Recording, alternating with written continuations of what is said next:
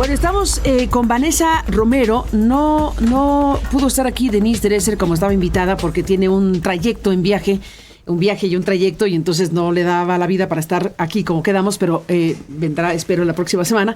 Y estamos, Vanessa, contigo en un momento muy importante. Bienvenida, gracias por estar aquí. Muchas gracias, encantada. Al contrario, un gusto que estés aquí, Vanessa. Y bueno, estamos en un momento donde está la expectativa abierta para hoy de qué va a anunciar Claudia Sheinbaum. Ya dijo 3 hombres, 3 mujeres, 6 de un montón que tiene que nombrar.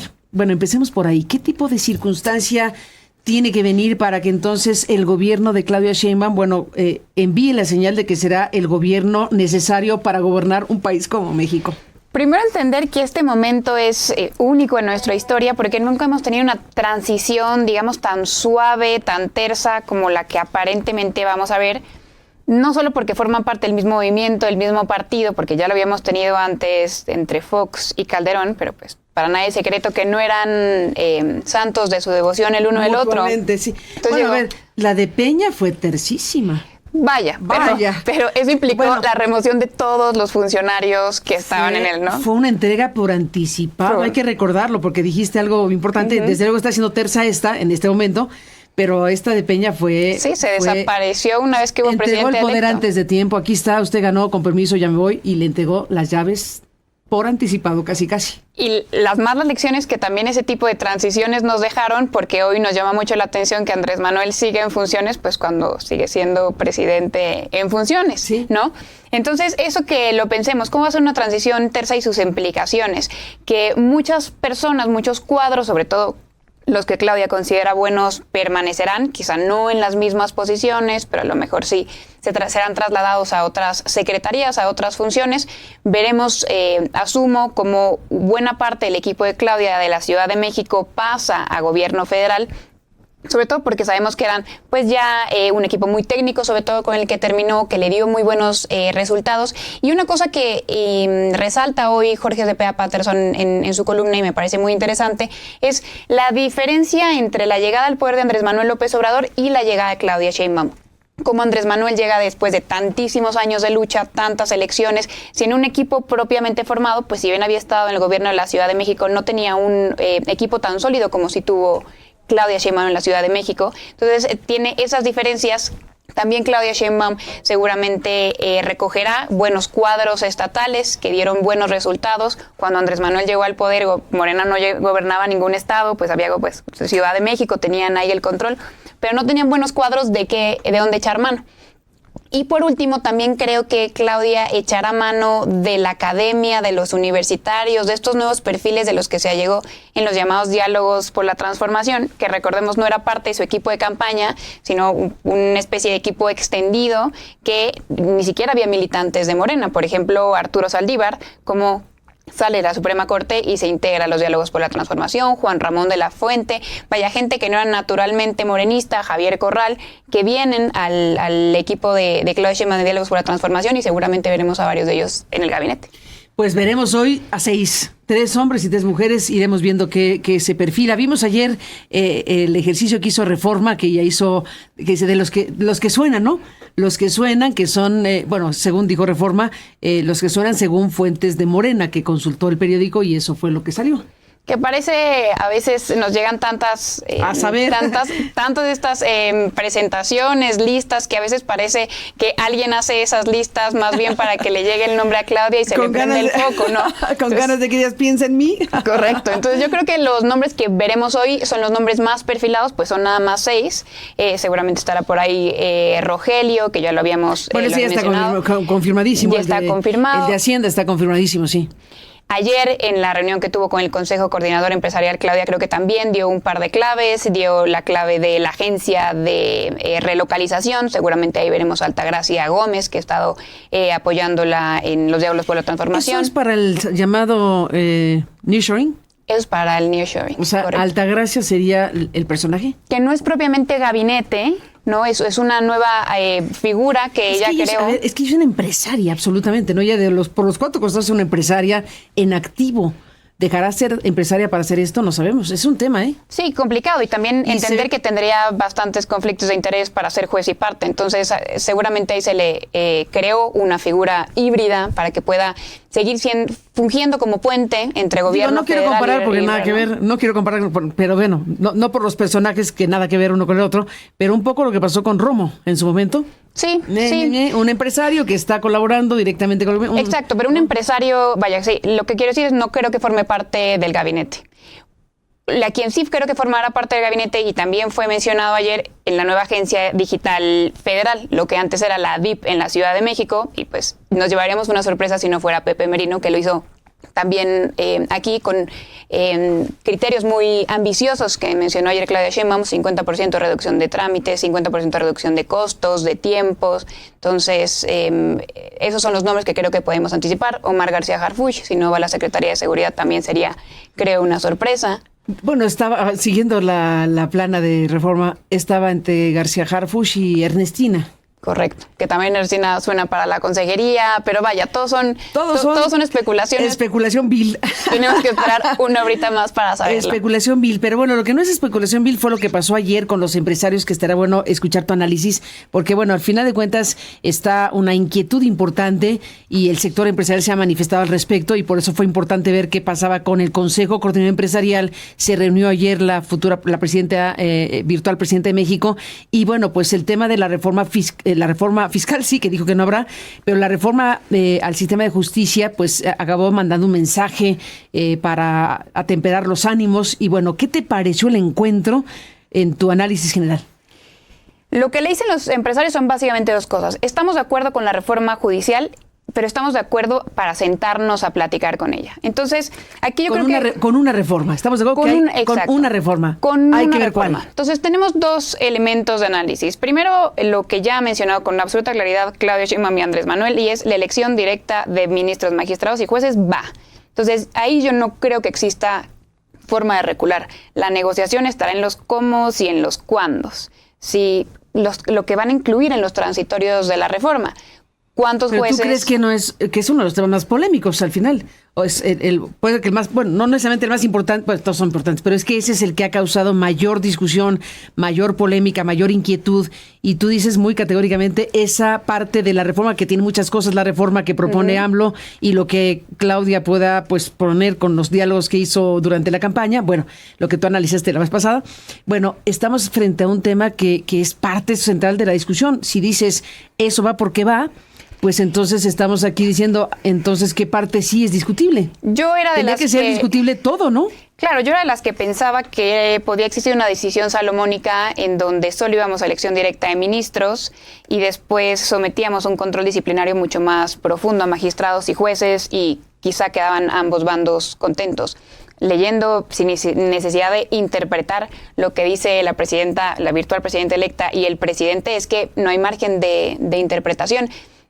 Inclusive en la reunión que tuvo con legisladores, Claudia Sheinbaum lo dejó así perfectamente claro.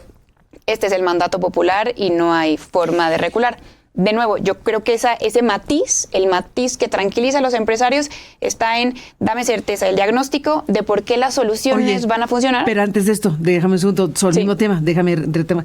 Estás diciendo, el presidente y la futura presidenta dicen categóricamente que eso va porque consideran que el mandato popular está ahí con la votación y que la votación dice o que se debe interpretar que los 36 millones de votos fueron para que ocurrieran cosas como esta. Esa es una interpretación de ellos y por lo tanto la decisión política está pues dicha públicamente de esa forma. Pero entonces aquí tenemos ya el tema de que el Congreso damos por hecho que ahí van a decir sí lo que diga Claudia y sí lo que diga AMLO. Y no habrá Congreso donde se discuta si sí o si no. Fíjate, ya en automático estamos aceptando que porque AMLO y Claudia dicen que sí, será así. A ver, los legisladores también responden al mandato popular. Y el mandato popular fue precisamente ese. Entonces me sorprendería que hubiera una reacción negativa por parte de los legisladores. Por supuesto que veremos votos en contra, bastantes votos en contra. Yo creo que es un tema una discusión donde diga sí o no a esto, pero ya decir que sí antes de discutirlo. No, de acuerdo. Y así es como debería funcionar el contrapeso del legislativo. Y el Parlamento abierto. Claro, lo que hemos visto en el pasado es que el mandato popular es tan claro para unos como para otros, ¿no? Siempre se ha intentado ver como una relación vertical entre el presidente y el legislativo y no entendemos quizá que es una cosa más horizontal del mandato popular con esos dos poderes. Bueno, podemos interpretarlo de diferentes maneras, pero aquí el tema va a ser si efectivamente sucede eso. Bueno, aquí estamos hablando de un cambio drástico, una reforma profunda en donde la discusión sigue abierta sobre si es la mejor idea o no. Tú misma tienes, claro, como tú lo has dicho, cierta duda respecto a que esto pueda ser buena idea. A mí me parece que es pésima idea, a mí en lo personal, pero es mi opinión, como la de muchos otros. Ayer tuvimos la oportunidad de conversar, déjame agregar este elemento a la mesa. Tuvimos la oportunidad de conversar con el expresidente de Bolivia, bueno, uno de los personajes que tiene una opinión pues crítica respecto a la experiencia misma de Bolivia, y decía, es que lo que ha ocurrido aquí es que esta decisión de llevar a votación a los jueces ministros en Bolivia, pues fue una idea desafortunada. La palabra que utilizó el expresidente es desafortunada, porque dice, la mayoría del Congreso, que era de un signo político, bueno, acabó partidizando y acabó politizando la designación de quienes ocuparon y ocupan el Poder Judicial en Bolivia. Y llegó a decir también que además de que se convirtió aquello en una elección de carácter político y por lo tanto las decisiones judiciales acabaron favoreciendo a los gobiernos en las dos elecciones que han tenido lugar en Bolivia, acabaron favoreciendo a los gobiernos en resoluciones judiciales por razones políticas. Entonces, esa experiencia directa de Bolivia, que sería el caso que nos remite necesariamente a esta historia.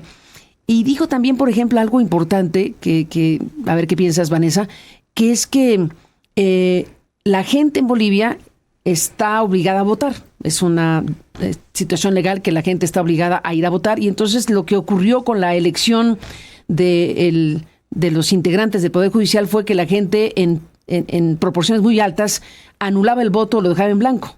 Como una manera de decir, esto no nos gusta, no nos funciona. No digo que Bolivia sea México, ni que México sea Bolivia, pero es una experiencia. Tampoco hay tantas experiencias a la mano para decir, esta es buena idea o no. Por eso preocuparía que sea una decisión absolutamente tomada y sí o sí interpretar que 36 millones de personas dijeron, sí queremos que se vote a las personas. La encuesta, pues yo la pondría en otro lado. Yo reitero que a mí, en mi concepción de abogada formada por juristas, me causa muchísima disonancia, pero también reconozco que no hemos encontrado el cómo... ¿Disonancia es que no estás de acuerdo?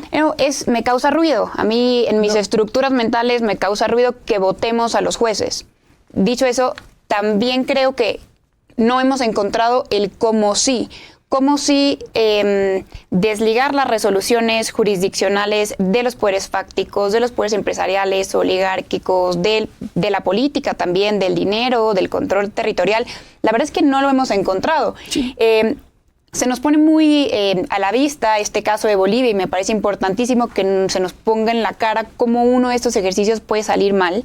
A mí me preocupa que este ejercicio de Morena sea tan intempestivo que terminemos peor que como estamos, ¿no? Difícil, ¿no? Ese es el tema, por eso hay que hacerlo bien. Por eso hay que hacerlo bien. No, entonces veamos estas experiencias que lo han hecho mal, pero también hay otros ejemplos en donde sí funciona y de los que quizá no se habla suficiente, por ejemplo, Estados Unidos. Venga. Estados Unidos, en términos locales, la mayoría de sus estados eligen popularmente a sus jueces locales. Y es un poco más grave en lo federal, porque el Ejecutivo Federal en Estados Unidos propone a todos los jueces federales y los ratifica el Senado por mayoría simple. ¿Lo ratifica o no? Lo ratifica o no. Vaya, si propusiera eso Morena, nosotros estaríamos aún más alarmados porque estaría siendo controlado por el partido político en el poder. Es decir, llegamos a la misma crítica que se realiza con Morena. Y respecto a la obligatoriedad del voto en Bolivia, en México pues sabemos que sí es obligatorio, pero no se aplica ninguna sanción. Lo que se plantea en la reforma, que tiene muchísimos detalles que tienen que discutirse, muchísimos detalles. Es más, la cualificación de jueces, por ejemplo, para eso va a ser importante el Parlamento abierto y la discusión con los operadores de justicia. Pero lo que plantea la propuesta es que las elecciones a jueces sean a la par de las elecciones ordinarias. Entonces, tal vez si uno fuera a votar nada más por diputado, pues nos daría un poco más de pereza y por eso lo hacen, que tú votas junto con presidente, tu alcalde, diputado, para que uno tenga un poco más de incentivos para ir a una sola votación. No solo vas a una votación exprofesa del juez, ¿no? Bueno, esa es una parte de por qué la gente tiene o no incentivos para ir a votar, que esa es una parte importantísima al respecto. Pero bueno, me parece que sin duda, pues la experiencia boliviana, por mil razones, es importante escuchar. Y por eso cuando se habla de Parlamento abierto, pues bueno, vamos a ver qué sí, qué no funcionó. Rodríguez Belcé, el expresidente boliviano que nos dio la entrevista ayer, que además de ser expresidente, fue presidente de la Suprema Corte.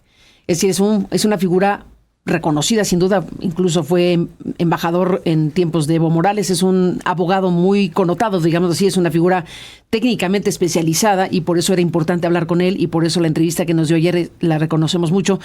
Y es importante lo que él fue planteando al respecto de manera muy pausada, porque al final de cuentas dice, bueno, esto fue lo que nos ha pasado y yo digo algo así como no me extrañaría que en algún punto Bolivia haga algo para revertir lo que hicimos en esta materia. Entonces, México, que está en su asunto, pues tiene que observar en este caso a Bolivia, tú dices en Estados Unidos. Yo no sé si en otros países, yo he llegado a oír a alguien que menciona a Suiza, a Japón.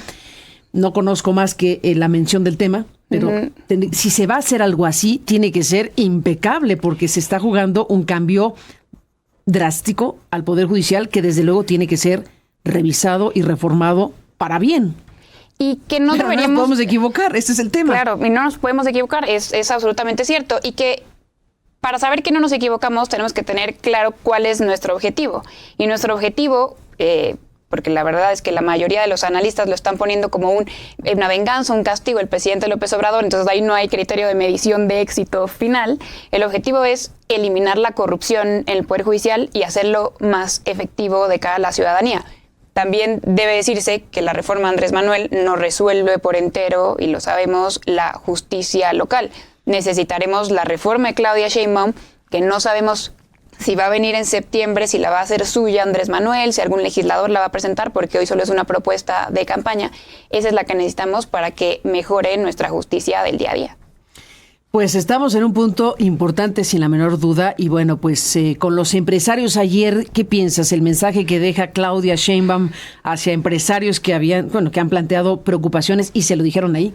A ver, es verdad que le plantean algunas preocupaciones, tampoco hacen un particular énfasis en la reforma judicial y es más, le especifican, nosotros te ofrecemos $42 mil millones para los proyectos, confiamos en tus proyectos. Bueno, 42 millones de inversiones, claro, de inversiones privadas que anuncian habrán, que esperemos que sucedan. Y también inversiones en proyectos públicos. Vaya, hay una confianza, creo yo, generalizada por parte del sector empresarial en la gestión de Claudia Sheinbaum.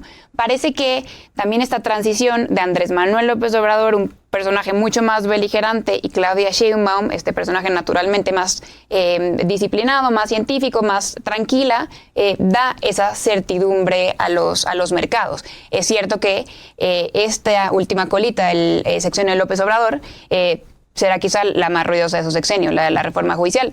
Yo preveo que él querrá gastarse su capital político, su gran popularidad en esta última reforma antes de irse para evitarse la aclaración. Eso es lo que da, desde luego ese es el mensaje que manda, ¿no? Sí, y eso no sería algo nuevo. Quizá ya lo vimos cuando Andrés Manuel dejó la Ciudad de México, pues en un tiempo Encinas, pero después a Marcelo Ebrard. También tuvimos esa especie de bajada en la intensidad de la política, de tener a Andrés Manuel como jefe de gobierno y después a Marcelo, un tipo más, de nuevo, más disciplinado, más técnico, un poco más, menos pues personificando en la vida pública, ¿no? Pues ahí está este momento que vivimos, así que seguiremos hablando, Vanessa. Gracias por estar esta mañana en la mesa. Encantada. Y bueno, pues está el gabinete que anuncian hoy una parte, está la discusión de la reforma judicial, está el tema, bueno, no sé si tienes algún comentario, porque sería importante saberlo si has analizado el tema de la discusión sobre la sobrerepresentación en el Congreso. Hay toda una discusión al respecto. Ya vimos que el Tribunal Electoral pues ya validó el criterio del INE para la distribución de plurinominales. Y bueno, pues aquí una discusión de voces como la de Jorge Alcocer u otras voces que están señalando. Jorge utiliza el concepto de fraude a la Constitución, pero bueno, más allá de esa definición que hace el especialista, es un tema al final de la historia. Que esta sobrerepresentación ya la habíamos visto antes, no se habían quejado antes cuando les era benéfica. La Constitución me 2015, 2018. Y me parece que la Constitución es bastante clara y habla de sobrerepresentación por partido. Y un argumento, a ver, creo que hay que volver a discutir ese artículo, ¿no? Como siempre ya muerto el niño tapamos el pozo. Pero también recordar que las coaliciones se pueden deshacer. Entonces, nada le garantiza a Morena que va a tener al Verde y al PT como aliados eternos, ¿no? Por eso está pensado. Pues eso por está eso muy está difícil que ocurra. ¿Te imaginas esa...? Pues con la fuerza que ahora tiene el Verde, yo creo que tiene bastantes incentivos para querer crecer un poquito más. Pues ahora, ¿quién es su competencia? Movimiento Ciudadano tiene muy poquitos legisladores. El PRI está prácticamente muerto. Que se fuera a otro lado, que no fuera Morena. A ver, pues... Lo es difícil, porque el Verde es el Verde. Por eso, el Verde es el Verde, todo puede pasar. Bueno, todo puede pasar. Es que se convierte o se convertirá en segunda fuerza electoral el Partido Verde Ecologista. A ver si no tiene incentivos para intentar ser un partido más grande y no dejarse la rémora de alguien. Bueno, el Verde es el Verde totalmente, con una historia que ya hemos aquí platicado ampliamente.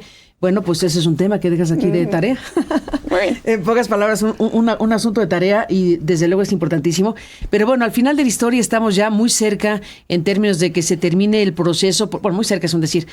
Lo que falta son algunas, las impugnaciones. Están las impugnaciones que ya quedaron registradas en el Tribunal Electoral en contra de la reforma, perdón, en contra de la elección presidencial y en contra de algunas elecciones. De Jalisco. El presidente dijo hace ratito, déjame aquí antes de irnos, porque no me quiero ir, déjame preguntarte.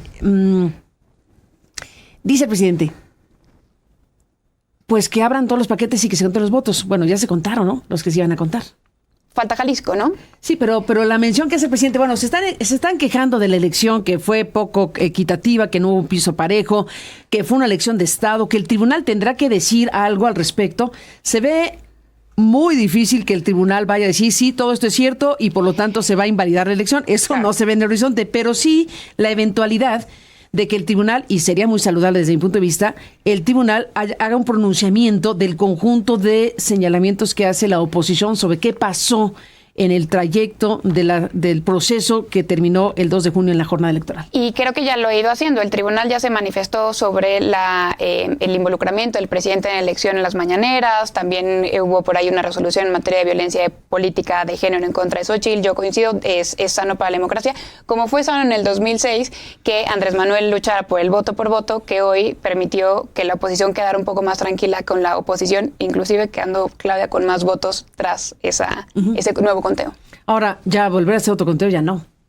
Pues porque es lo que dijo el presidente en la mañana. Ya pues sí, me parece insensato, pero pues que los cuenten cuantas veces pero quieran. Pero legalmente porque eso es ya ni siquiera tendría cabida, ¿no? Pues legalmente no, me parece que no. Nos falta la resolución por parte del tribunal que es una elección válida, de Jalisco, ¿no? Y de la federal, ¿no? Que le entregue su constancia. Sí, falta que termine el asunto pero ya que se termine el proceso de revisar y de decidir qué pasa con las impugnaciones que están ahí, sí. Bueno, en ese momento se calificará la elección. Correcto. Y en ese momento ya, entonces, Claudia Sheinbaum será formalmente la presidenta de México. Dejaremos decirle virtual presidenta. Eso de virtual, porque sí. Pero eso faltan varias semanas para que ocurra y va a ser importante, porque, a ver, al final de cuentas, se da por sentado que es prácticamente imposible que una elección como esta se pueda invalidar. Sería realmente prácticamente imposible. Pero sí, en efecto, el tribunal debería dar una calificación con un amplio panorama, porque si no tiene ese ejercicio, también se van a perder en el registro del proceso cosas importantes que la oposición está diciendo. Claro, y básicamente es la violación del proceso por parte del presidente a partir de las mañaneras, violencia electoral, pues la violencia en todo el país, la violencia política que afirmaba Xóchitl Gálvez, y yo sí creo que debe dejarse constancia de cómo afectó el proceso, si es que tenemos medición de aquello. Pero a ver, es que se han planteado cosas como que los servidores de la nación estuvieron directamente impactando a la población, planteando cosas que se afirma ocurrieron. Sí. Hay que ver qué elementos se ponen para que se demuestre, pero se afirma que los servidores de la nación, que es un ejército de personas en contacto con millones de personas, esto que se afirma de el programa social en cuestión es gracias al presidente de la República, es gracias a Morena. Si eso ocurrió como se afirma que ocurrió, pues claramente el tribunal tendría que pronunciarse.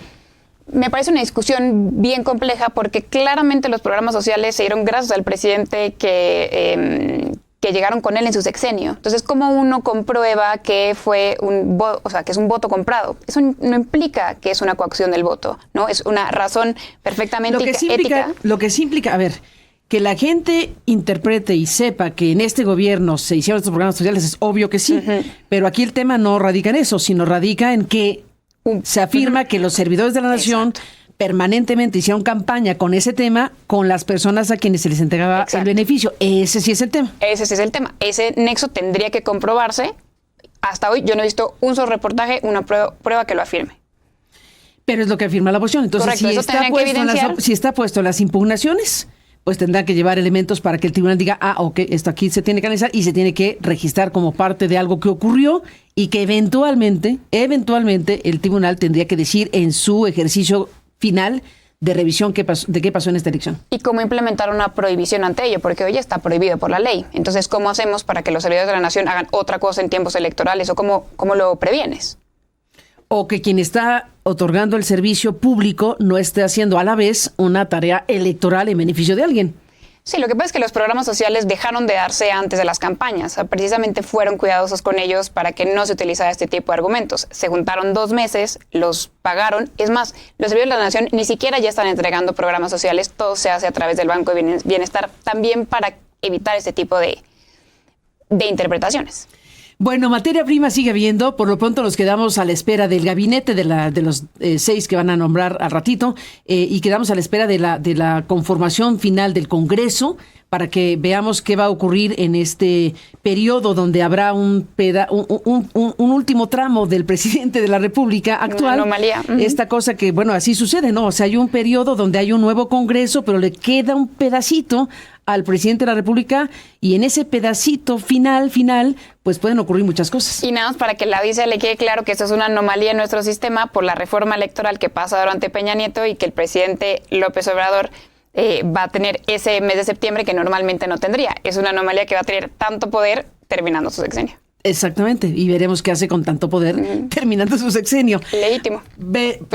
Bueno, legalmente está posibilitado porque la ley lo permite, la ley le permite al presidente pues hacer lo que eventualmente vaya a hacer. Solo no estamos acostumbrados porque si no funcionaba nuestro sistema en el pasado, Peña Nieto se desapareció 2 meses antes. 2 meses antes y dejó las llaves antes de tiempo, así que estamos en esta transición que es la que nos toca vivir en 2024 y veremos cómo terminan las cosas pues con esto que al final de cuentas en la historia de México el cambio de un gobierno hacia otro siempre iba acompañado de un tipo de ruptura entre el que se iba y el que llegaba y aquí está, bueno, viéndose si eso va a ocurrir o no en algún punto de la historia, que esa pregunta ni tú ni yo la respondemos. Así es. Porque no sabemos qué va a pasar. Pero bueno, lo que es cierto es que va a haber menos ruptura que las que estamos acostumbrados. Y eso traerá aparejados todos estos calificativos que ya hemos visto en contra de Claudia, de que si es el títere, que si es la calca, no sé qué tendremos que ver para considerarla emancipada o una presidenta autónoma como que forma parte del movimiento. Tendremos que ver. Yo hice un comentario que me costó mucho en términos del presidente y demás cosas. Yo lo que dije es que sería una tragedia, y lo sigo pensando, sería en futuro una tragedia que la primera mujer presidenta con las características de Claudia fuera lo que está planteándose, que fuera una extensión del presidente y que el presidente eventualmente, si así lo decide, pudiera tener influencia en un gobierno donde ya no debería tenerla. Esa situación, desde luego, Claudia pues ha ido sorteando la circunstancia y el tema de la reforma judicial va a ser sumamente importante porque ella habló abiertamente de parlamento abierto. Y parlamento abierto es parlamento abierto para la reforma judicial y las demás reformas. Y eso es lo que se va a ver. Y entonces ahí es en donde veríamos, creo yo, a un presidente de la República como López Obrador que está mandando el mensaje. El mandato es que voten a los ministros. El mandato de las millones de personas es para esto. Y sí, es un mandato que está implícito en lo que fue el triunfo de Claudia Sheinbaum. Pero también es claro que el Congreso debe abrirse a una discusión porque lo que se está jugando es muchísimo y esa reforma y las demás tienen que ser reformas verdaderamente discutidas. Sí, lo que añadiría es todas las personas que tienen esta inquietud, si Claudia va a ser verdaderamente independiente, que piensen en qué parámetros les funcionan para determinar que efectivamente es un ente autónomo. Vaya, ¿qué resultado del Parlamento abierto nos va a demostrar que sí es autónoma? O sea, sí va... Que lo haya. O sea, que haya Parlamento abierto. Si lo hay, ya estamos. Bueno, eso claramente lo va a haber, ya lo están organizando la Cámara de Diputados. Lo que me refiero es cuál es el resultado de ese Parlamento abierto. Es que acuérdate que hubo alguien que dijo, los vamos a oír, ¿eh? O sea, el Parlamento, sí, los vamos a escuchar, pero sonó a que vengan a decir, pero no vamos a hacerles caso. Pero lo que es cierto es que esa reforma todavía le falta por pulir muchos detalles técnicos, como te decía, los criterios cualificatorios de los jueces, que necesariamente tienen que salir del Parlamento abierto. Entonces, pensar en cuál es el parámetro que yo busco para convencerme de que Claudia es autónoma, cuál es el parámetro que busco para entender que el Parlamento abierto fue fructífero. Pues que sea fructífero. Cuando sea lo veremos. Sí, pero ¿cuál es el criterio? O sea, es que bueno, ya sí. Es un tema opinable, ¿no? Es un tema opinable, no hay algo que vea una medición exacta ni matemática, pero digamos que haya Parlamento abierto, tiene que pues demostrarse que el Parlamento abierto que fue tal cosa. Entonces, bueno, ya iremos viendo, Vanessa, de todo esto. Por lo pronto, gracias por estar aquí como siempre. Y estaremos a la espera de que vayan ocurriendo las cosas, pues en función precisamente de un momento, sí, para la historia. En eso estamos totalmente de acuerdo porque estamos en un momento pues muy importante y sí hay todo para una transformación profunda de este país y deseamos fervientemente que lo que suceda sea para bien del tema de la justicia y de los demás asuntos. Eso ni duda cabe. Gracias, Vanessa, por